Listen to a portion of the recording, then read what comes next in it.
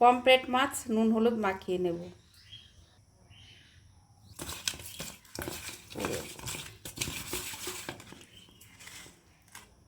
কড়াই গরম হয়ে গেছে, মাছ ভাজার জন্য তেল দিয়ে দিলাম। মাছ দিয়ে আদা জিরে কাঁচা লঙ্কা বেটে নেব। সাদা সর্ষে পোস্ত সর্ষে পোস্ত বেটে নেব।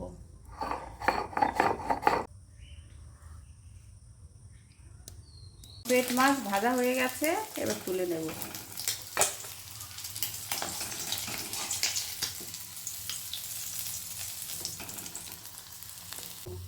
হলুদ দিয়ে দেব যাতে আদা জিরে বাটাটা না ছিটকায়। কষানোর জন্য একটু জল দিয়ে দেব।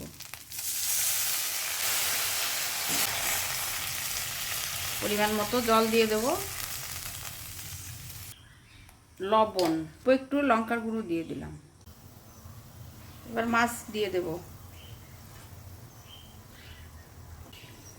সর্ষে পোস্ত দিয়ে দেব।